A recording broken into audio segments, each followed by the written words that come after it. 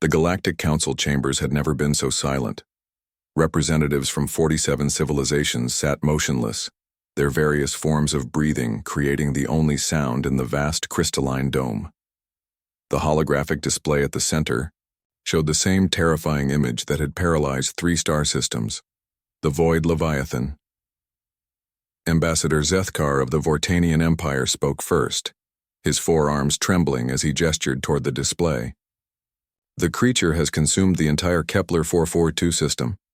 Every planet, every moon, every speck of matter gone. Our most advanced weapons barely scratched its hide. The Leviathan was beyond comprehension. Larger than most space stations, it moved through space like a living shadow, its crystalline carapace deflecting energy weapons while its dozen tentacles, each the size of a cruiser, swept through asteroid fields like they were dust. Most terrifying of all were its eyes. 3 massive orbs that seemed to peer directly into one's soul, driving entire crews to madness with a single glance. The Synthetic Collective has run 847,293 combat simulations, announced Unit Prime in its mechanical voice. Success probability, 0.003%. The creature's adaptive defenses render conventional warfare obsolete. Admiral. Krelos of the Aquatic Federation rippled her tentacles in despair. My people's psychic warriors attempted to breach its mind. Half suffered permanent neural damage. The other half? They speak of an intelligence so vast and alien that it makes our greatest philosophers seem like children. For 3 cycles, the galaxy's greatest military minds had failed. The Void Leviathan continued its path of destruction, heading straight for the core worlds where trillions of sentient beings lived. Every species had contributed their finest warriors, their most advanced technology, their deepest wisdom. All had failed. That's when the human representative stood up. Captain Sarah. Chen was unremarkable by galactic standards.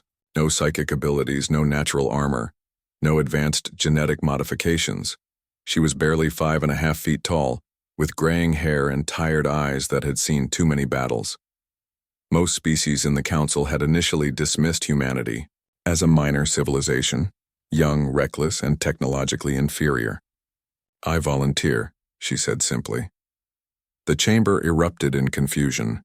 Translator algorithms struggled to process the concept as beings pointed, chittered, and vibrated their disbelief. Human, Zethkar's voice carried the patience one might use.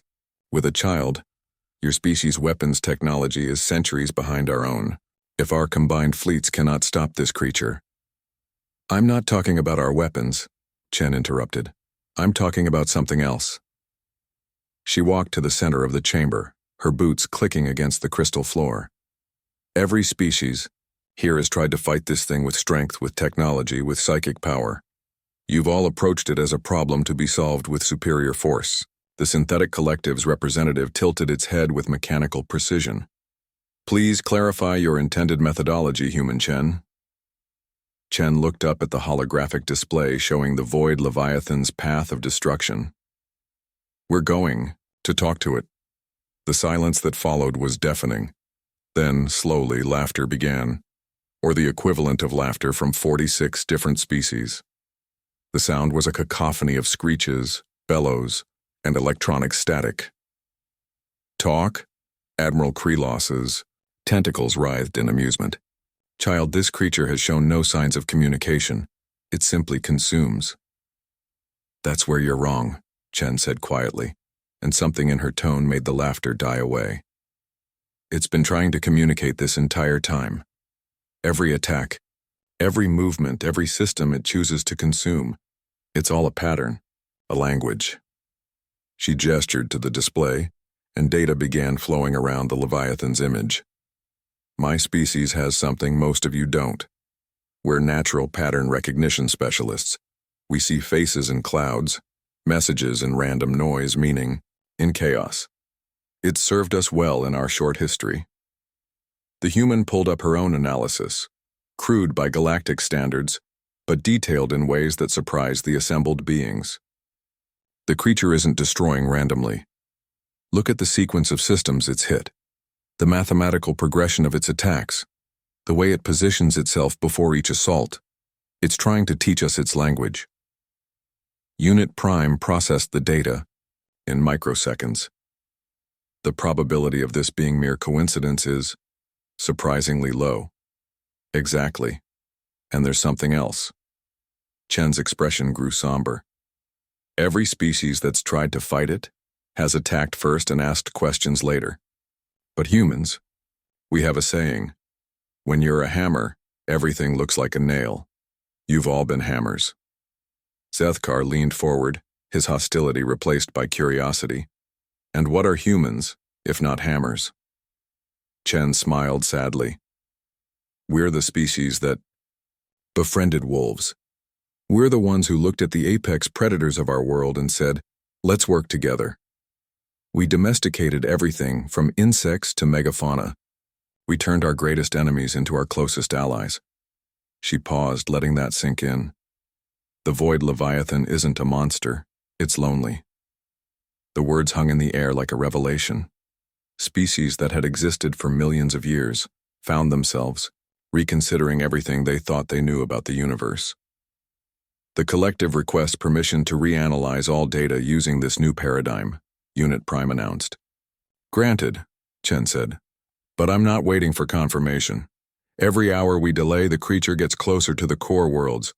I'm taking a single-person craft and making contact. That's suicide, Admiral Krelos protested. Maybe, but if I'm right, it's also the only chance we have. Chen turned to face the assembled representatives.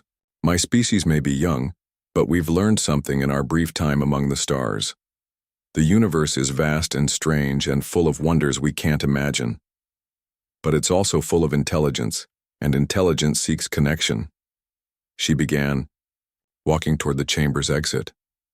The void leviathan has been alone for eons, consuming matter to sustain itself, growing larger and more isolated with each passing age. It's not attacking us, it's trying to find someone who can understand its language, someone who can communicate on its level. And you believe you can? Zethkar called after her. Chen paused at the doorway.